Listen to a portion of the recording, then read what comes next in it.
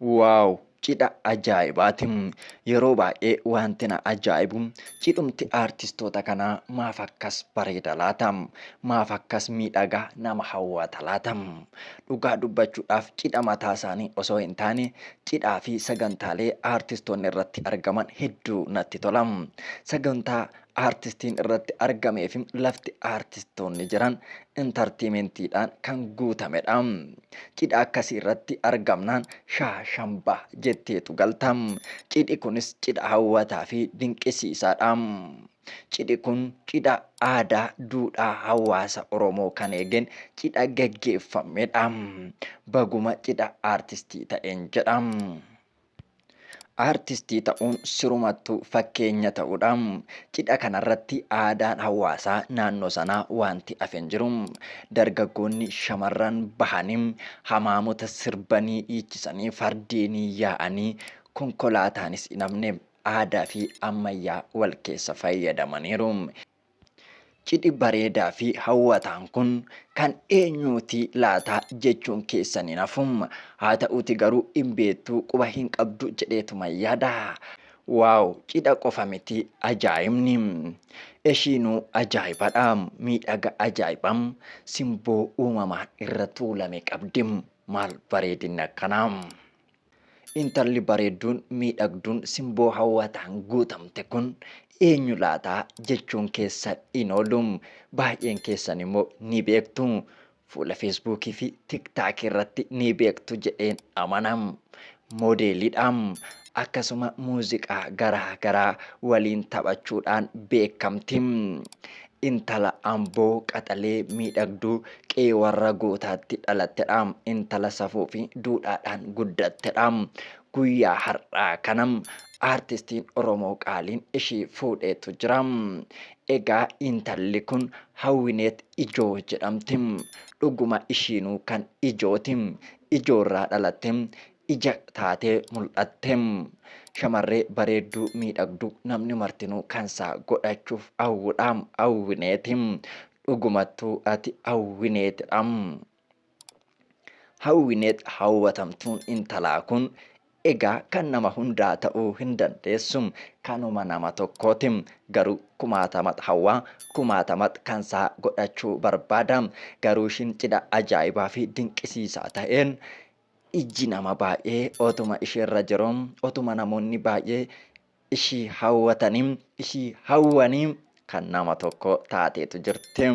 Kan irraa dubbachaa jirru cidha ajaa'ibaa fi bareedaa bifa aadaatiin gaggeeffame cidha Hawwineet Ijooti. Abbaan manaa ishii artistiidha. Abbaan manaa ishii muuziqaa aadaa bareedaa sirbuudhaan beekama. Yeroo dhiyoodhaan asiyyuu muuziqaa bareedaa tokko bifa miidhagaa fi aadaa durii nama yaadachiisuun hojjetee nu biraa ga'uunsaa ni yaadatama. Cidha isaas bifuma aadaa fi hawwataa ta'een gaggeeffate. Cidha kanarratti artistoota jajjaboo fi qaroota irratti argame. Waayiloonni cidha kanaas artistoota Oromoo qaaliidha. Yoosan Geetahuun, Shukurii Jamaal fa'aa kan akka Kee'ol Nagaasaa fa'aa cidha kanarratti waayilan Feenet Ijooti. Abbaan manaa ishii artistii Maajilaan Kitaabaa jedhama. Artistiidha. Egaa intala bareedduu miidhagduu kana harka isaatti galfateetu jira. Warroonni Hawwineet hawwaa turtanii garaa keessan ishiirraa kutadhaa. Garuu immoo abdiin kutatinaan jedha. Kan hiree keessanii hedduun guuttee jirti waan ta'eef ishii dhabuun homaa miti. Ishiin kanum nama tokko waan taateef kan nama tokko taateetu jirti. Hawwineet hawwatamtuun intalaa dargaggeessi hedduun ija isaa keessa keewwate eessumattan ishii arga laata osoo kiyya taate laata kan jedhu kumaatama ta'uusaa hin shakkamu. Hawwineet hawwatamtuun kun harka artistii kanaa galteetu jirti. Egaa namoonni cidha ishii argan hedduun isaanii rifachuun isaanii hin hafu. Maal godhure bareedduu hundumatu hawwa, hundumatu kansaa godhachuu barbaada. Garuu kan nama tokkooti. Waaw, cidhi kun dhugaa dubbachuuf cidha baay'ee namatti toluu fi cidha miidhagaadha. Egaa magaalaa Giinciitti bifa bareedaa fi hawwataa ta'een artistoonni jajjaboo fi qaalii ta'an sagantaa kanarratti argamanii cidha kana bareechaniiru. Waaw, faradoodhaan garmaamanii ajaa'iba! Foolii Oromummaa, foolii aadaatu namatti urgaa. Cidha jechuun cidha akkasiiti. Ammayyaaf aadaa yoo wal keessa ta'e gaariidha.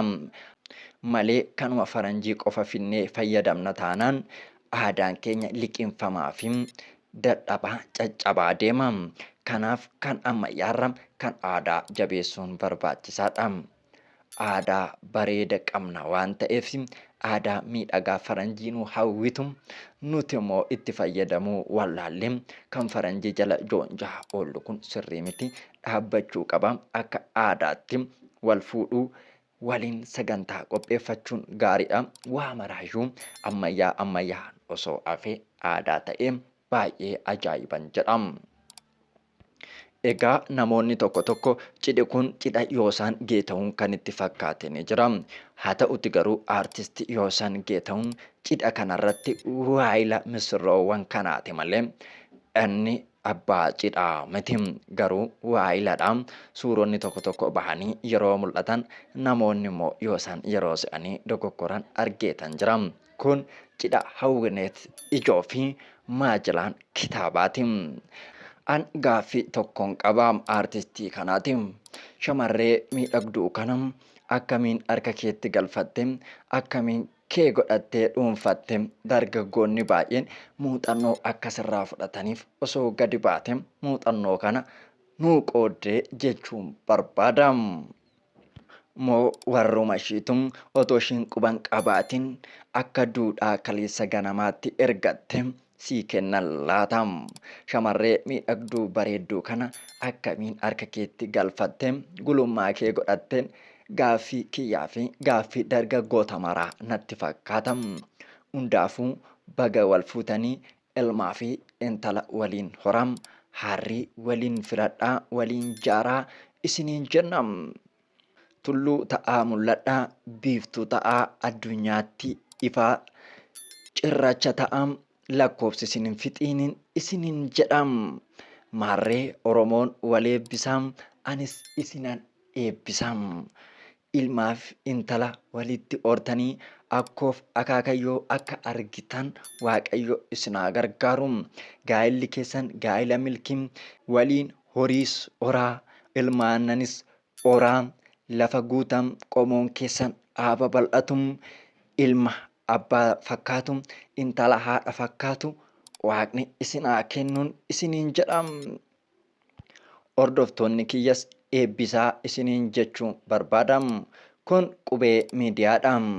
Qubee miidiyaarraa oduu fi odeeffannoo waayitaawaa yeroo mara kan isinii dhiyeessinudha.